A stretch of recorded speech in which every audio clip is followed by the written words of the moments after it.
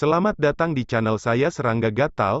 Jangan lupa di subrek, like and share. Mimin doakan semoga kita sehat semua. Oke, kita mulai. Nili ringan tersenyum sambil menganggukkan kepalanya. Lu Piao mengambil inisiatif untuk bertanya dengan tidak peka, "Saudari Yuyan, seberapa besar ukuran tubuh aslimu?" Gambar-gambar bermunculan di benaknya. Seorang dewi yang telah hidup selama puluhan ribu tahun dengan sosok sebesar gunung, mengenakan gaun seksi dan memiliki banyak orang yang memujanya. Mengangkat kepala mereka setelah menyembah, kakinya yang ramping dan indah dan rok bawah dewi itu. Setelah membaca pikiran dalam pikiran Lu Piao, wajah Yuyan berubah menjadi dingin. Namun, dengan begitu banyak orang yang mengawasinya, dia dengan tenang berkata, "Tubuhku sama dengan milikmu, kecuali bahwa perlahan-lahan berubah menjadi tubuh dewa." Jadi tubuhnya sama dengan manusia. Semua imajinasi di kepala Lu Piao menjadi sia-sia. Nili menepuk bahu Lu Piao lagi, tersenyum dan berkata, "Dewi Yuyan adalah dewa spiritual dan dapat membaca pikiran orang." Ah! Mendengar kata-kata Nili, Lu Piao melirik Yuyan dan melihatnya dengan dingin, menatapnya dengan mata yang sangat dingin. Dia baru saja akan menangis. Karena sang dewi dapat membaca pikirannya, bukankah itu berarti pikirannya yang sebelumnya dilihat oleh Yuyan? Betapa salahnya berteman. Mengapa Nili tidak memberitahunya sebelumnya? Jika dia tahu lebih awal, dia bahkan tidak akan berani memikirkan sesuatu yang begitu kotor. Oke, ada yang harus kita lakukan. Lu Piao, Du Ze, kalian berlima akan mengunjungi semua rumah lelang dan toko, dan membeli roh iblis sebanyak mungkin. Jika ada masalah dengan uang, cari sister yang untuk mendapatkan lebih banyak lagi, kata Nili. Oke, meskipun mereka tidak tahu apa yang Nili rencanakan, karena ekspresi Nili berubah serius, Lu Piao, Du Ze dan yang lainnya merasa bahwa apa yang ingin dilakukan Nili sangat penting. Orang-orang yang tersisa akan mencari bahan lain yang kami butuhkan. Saya akan membuat daftar semua yang perlu kita beli, kata Nili. Karena pertempuran besar akan segera tiba, dia harus segera membuat persiapannya.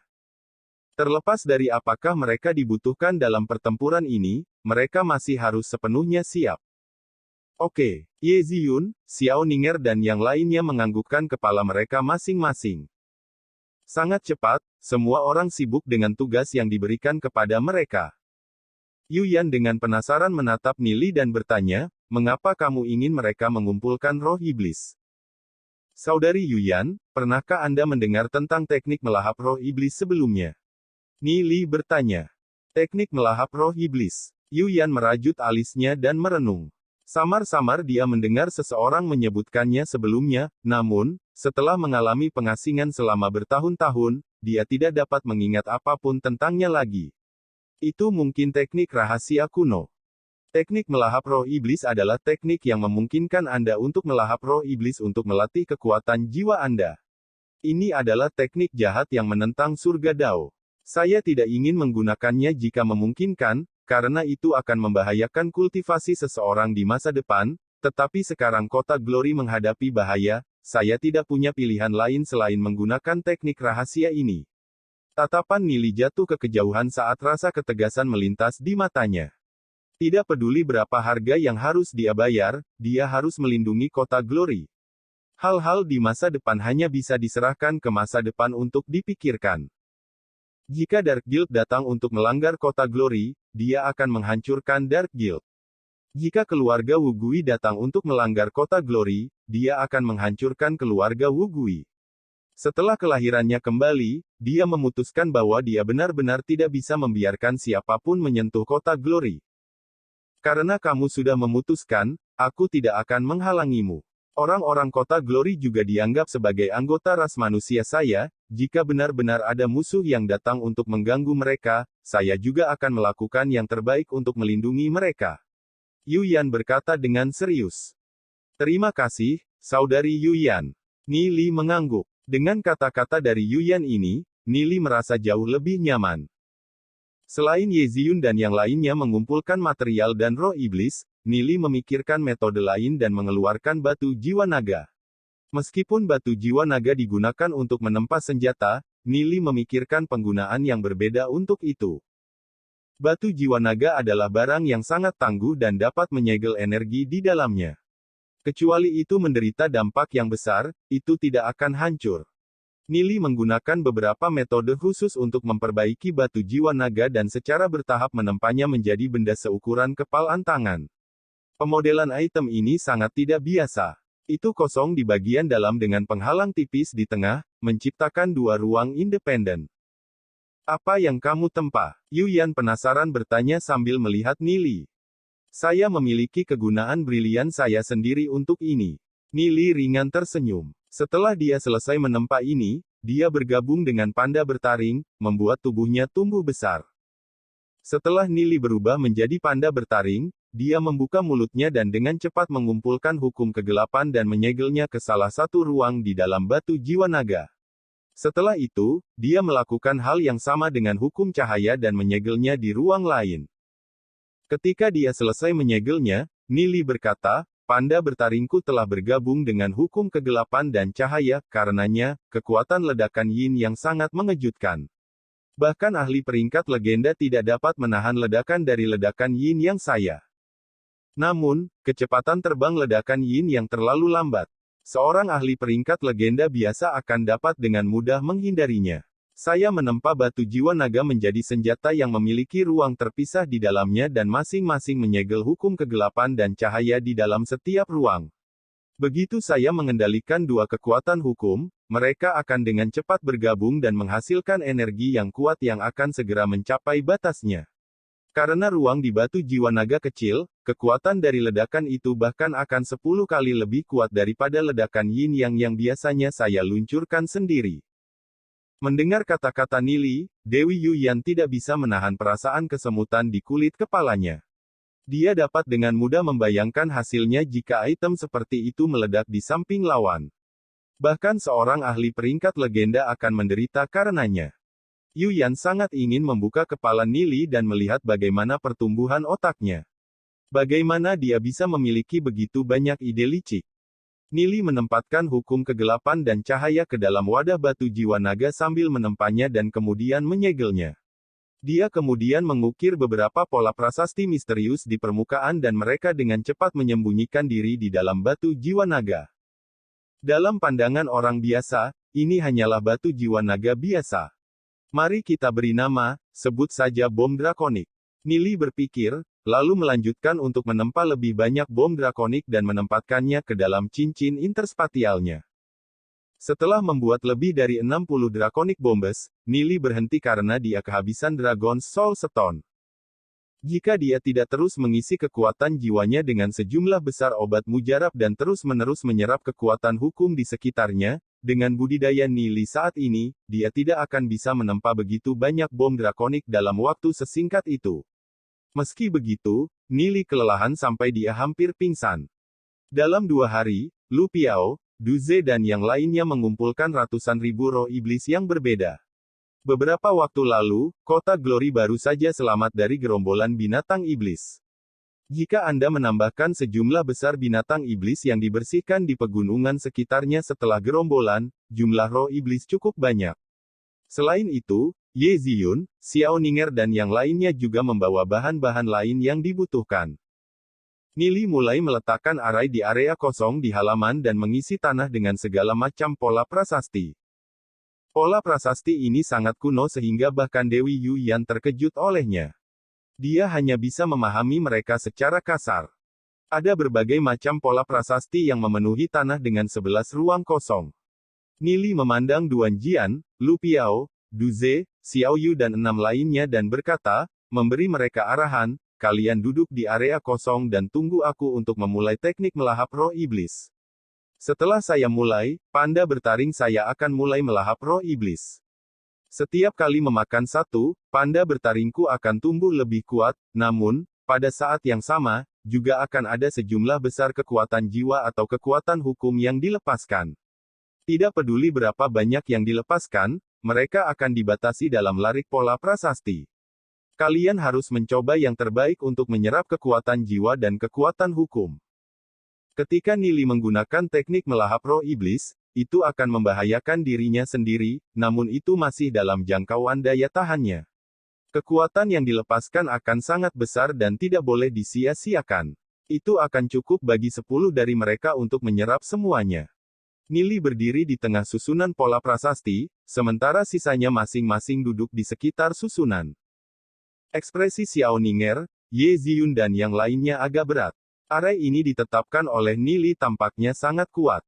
Jika terjadi kecelakaan, apakah akan menyebabkan reaksi yang serius?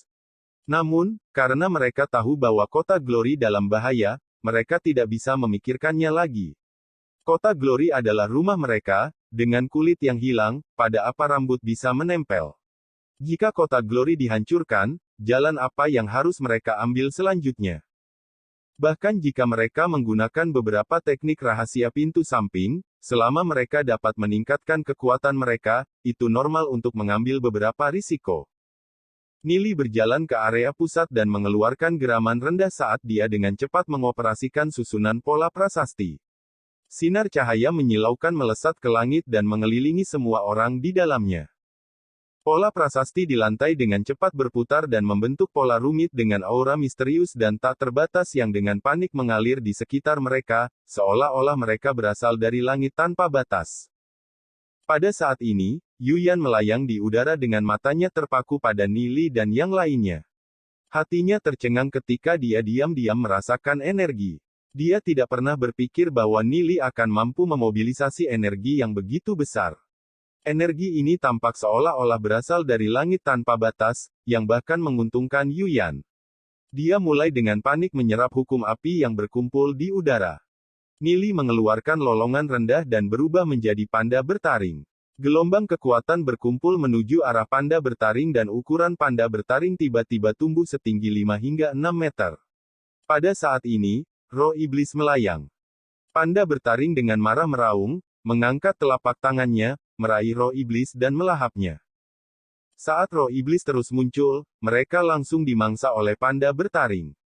Setiap kali panda bertaring melahap roh iblis, bulu di tubuhnya menjadi lebih berkilau dan aura yang dilepaskannya akan menjadi lebih dahsyat. Gelombang kekuatan jiwa dan kekuatan hukum berkumpul dalam barisan dan bergerak menuju arah Ye Ziyun, Xiao Ninger dan 8 lainnya. Mereka semua memanggil roh iblis mereka dan mengoperasikan alam jiwa mereka untuk menyerap energi dengan panik. Nili juga melakukan hal yang sama saat ia mengoperasikan ranah jiwanya dan menyerap energi. Sangat cepat, ranah jiwanya dipenuhi dengan kekuatan jiwa dan bahkan energi yang lebih murni, kekuatan hukum. Namun, Nili terus menyerap lebih banyak. Secara bertahap, ranah jiwanya tidak dapat menampung energi agung seperti itu dan mulai berkembang sedikit demi sedikit. Rasa sakit yang mengerikan menyebabkan wajah Nili menjadi pucat, namun, dia tidak berhenti dan terus menyerap lebih banyak lagi. Setelah meletakkan susunan ini dengan susah payah, dia harus bertahan melalui cobaan ini. Nili merasa seolah-olah ranah jiwanya meledak menciptakan gelombang pasang di dalamnya. Seiring berjalannya waktu, ranah jiwanya mulai berkembang dari luapan. Setelah berkembang beberapa kali, transformasi akhirnya dimulai. Seperti halnya setiap transformasi, itu sangat mengejutkan.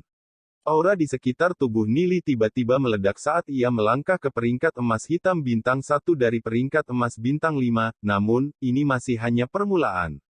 Nili tidak menghentikan apa yang dia lakukan dan terus menyerap lebih banyak kekuatan jiwa untuk mendorong dirinya ke peringkat yang lebih tinggi. Kekuatan panda bertaring meningkat lebih cepat dari Nili. Bagaimanapun, itu tiba-tiba menembus peringkat emas bintang 2, lalu peringkat emas bintang 3 dan tidak berhenti.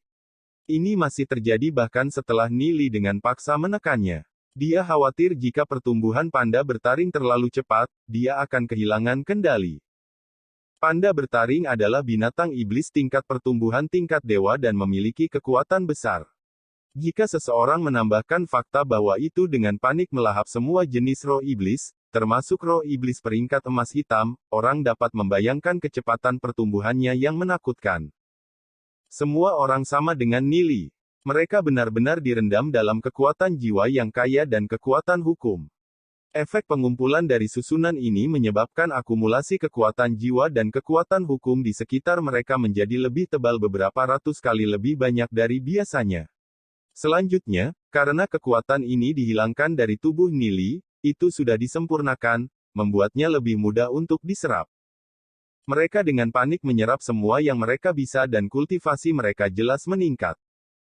Hari pertama dengan cepat berlalu, dan kultivasi mereka dinaikkan setidaknya peringkat bintang 1 dan tidak menunjukkan tanda-tanda berhenti. Baik Yemo dan Yezong merasakan riak aura aneh di dalam mansion Tuan Kota. Mereka meluncur ke halaman Yeziyun dan melihat barisan besar dengan aura luas dan agung yang ditahan di dalamnya yang menyebabkan bahkan mereka terkejut di dalam hati mereka. Apa yang anak-anak ini lakukan? Yemo dengan ringan bertanya sambil mengerutkan kening, merasakan energi yang besar dan agung. Yezong memandang Nili dan yang lainnya, merasa terkejut di dalam hatinya, dan berkata, anak itu Nili mungkin mendapat susunan misterius dari suatu tempat. Dengan seberapa berat aura itu, mereka seharusnya berkultivasi. Arai pola prasasti ini sangat misterius. Bahkan Yemo tidak dapat memahami pola prasasti pada susunan ini. Kadang-kadang, Yemo merasa bahwa Nili adalah individu yang sangat misterius yang bahkan dia tidak bisa melihatnya sepenuhnya.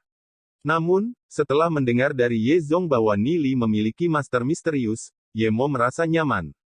Bahkan dengan persepsi auranya yang kuat, dia tidak tahu di mana Tuan Nili berada. Master Nili harus menjadi ahli tertinggi. Suatu hari, 2 hari, 3 hari. Nili dan yang lainnya telah berkultivasi dan tidak menunjukkan tanda-tanda akan berhenti. Dari makanan dari kekuatan jiwa dan kekuatan hukum, mereka tidak merasa lapar dan dikirim ke keadaan kultivasi Anata 1. Pada hari kelima, Nili naik dari peringkat Black Gold bintang 1 menjadi peringkat Black Gold bintang 2. Meningkatnya kekuatan panda bertaring bahkan lebih menakutkan karena tiba-tiba memasuki peringkat emas hitam bintang 5, dan mendekati peringkat legenda. Panda bertaring, pada titik ini, telah menelan ratusan roh iblis peringkat emas hitam. Nili samar-samar bisa merasakan panda bertaring memberontak dan tidak mendengarkan perintahnya lagi. Jika kekuatan roh iblis jauh lebih kuat dari spiritualis setan, roh iblis itu mungkin bisa melepaskan diri dari tubuhnya. Jika terus melahap lebih banyak roh iblis, mungkin ada efek samping negatifnya. Namun, Nili tidak ingin berhenti. Panda bertaring peringkat emas hitam tidak cukup untuk menghadapi bahaya yang akan datang. Nili tiba-tiba teringat pohon anggur yang ada di kedalaman alam jiwanya. Pohon anggur itu terkait dengan panda bertaring dan roh iblis setan bayangan. Dapatkah dia memperkuat tautan itu dan menekan panda bertaring? Setelah itu, biarkan panda bertaring menyimpan energi yang cukup untuk menembus peringkat legenda. Setelah berpikir sejenak, Nili segera mulai mengambil tindakan. Dia menuangkan kekuatan jiwa yang diserap dan kekuatan hukum yang dia peroleh dari luar ke pokok anggur dan melihat pokok anggur dengan panik menyerap kekuatan jiwa dan kekuatan hukum. Itu tumbuh lebih tebal, dan dengan kuat memegang panda bertaring yang memberontak. Panda bertaring terus-menerus berjuang, mencoba melepaskan diri dari pembatasan, namun, tidak peduli seberapa keras ia berjuang, panda bertaring tidak dapat membebaskan diri. Pohon anggur yang terikat padanya terlalu kuat. Panda bertaring berhenti berjuang dan terus melahap lebih banyak lagi roh iblis, menunggu kesempatan untuk melawan. Untuk saat ini, Nili mampu mengendalikan panda bertaring, namun, dia harus sangat berhati-hati di masa depan. Roh iblis pemberontak sangat berbahaya. Setelah melahap beberapa puluh ribu roh iblis, meskipun panda bertaring hanya dapat menyerap sebagian kecil energi, jumlah energi ini cukup untuk menumbuhkan puluhan kali lipat lebih kuat dan mencapai batas peringkat emas hitam bintang 5. Namun, langkah ke peringkat legenda bukanlah tugas yang mudah. Nili dan yang lainnya terus berkultivasi, karena susunan ini dapat bertahan selama sekitar 2 bulan. Sementara Nili dan yang lainnya fokus pada budidaya, awan gelap tiba-tiba menutupi langit di atas kota Glory. Perasaan menindas yang berat menyelimuti kota. Lusinan ahli berdiri di langit dan tampak berbeda dari manusia normal. Mereka memiliki sayap hitam abu di punggung mereka, dan fitur jelek. Yang memimpin mereka adalah ahli peringkat legenda. Ini kota kemuliaan yang dibicarakan oleh anak itu, Ye Han. Benar saja, itu berkembang, jauh lebih baik daripada kota Blackrock kami. Ini adalah tempat yang bagus namun, tidak ada ahli di sekitar, surga benar-benar membantu saya. Sepertinya ini harus diambil oleh keluarga Wu Gui. Pemimpin, Wu Men, tertawa. Tawa dinginnya terdengar di seluruh langit. Beberapa sosok terbang, yang memimpin mereka adalah Yemo. Aura mereka tidak lebih lemah dari para ahli dari keluarga Wu Gui ini. Terutama Yemo, dia sudah memiliki kekuatan hukum yang beredar di seluruh tubuhnya. Teman-teman dari keluarga Wu Gui, jika Anda bertindak sebagai tamu di kota Glory saya pasti akan menyambut Anda. Jika Anda mencoba membuat masalah di kota Glory kami, maka jangan salahkan saya karena tidak sopan dan tidak memberi kalian kesempatan untuk kembali. Suara Yemo seperti gelombang, menyebar ke seluruh langit. Yemo bisa merasakan bahwa di antara orang-orang yang datang, hanya ada satu ahli peringkat legenda. Mereka mungkin ada di sini untuk mencari tahu. Pasukan sebenarnya dari keluarga Wu Gui harus lebih jauh. Wu Men mengerutkan alisnya. Menurut Yehan, hanya ada 2 ahli peringkat legenda di seluruh kota Glory. Satu baru saja melangkah ke peringkat legenda belum lama ini dan yang lainnya terlalu misterius dan nyaris tidak menunjukkan dirinya kepada publik. Bahkan Yehan tidak sering melihatnya. Oleh karena itu, yang di hadapannya harus menjadi yang satu, tetapi dia tidak tahu apakah orang tua di depannya dapat memanfaatkan kekuatan hukum. Wu Men juga merupakan ahli puncak peringkat legenda yang telah menyentuh tepi pintu peringkat demigod. Secara alami, dia tidak takut pada siapapun. Jika Anda ingin mengundang kami sebagai tamu, maka kami harus melihat apakah Anda cukup mampu untuk melakukannya. Bagaimana kalau Anda membiarkan saya memberikan tes kultivasi Anda? Wu Men berteriak dingin sambil mengangkat tangannya, mengumpulkan aura kegelapan. Dia mengubahnya menjadi pedang hitam dan menebas ke bawah menuju Yemo. Tubuh Yemo dengan cepat mengalami transformasi. Roh iblis yang dia gabungkan adalah burung suci surgawi. Sepasang sayap emas tumbuh dari punggungnya dan dia terbang menuju Wu Men. Pedang hitam itu hancur dan ledakan mengerikan terjadi di langit. Sosok hitam dan sosok emas dengan panik bertarung satu sama lain dan kecepatan mereka semakin cepat, menciptakan bayangan. Gelombang energi yang kuat dilepaskan ke daerah sekitarnya sehingga bergetar hebat seolah-olah mereka mencoba merobek langit. Ini adalah kontes antara 2 ahli puncak peringkat legenda.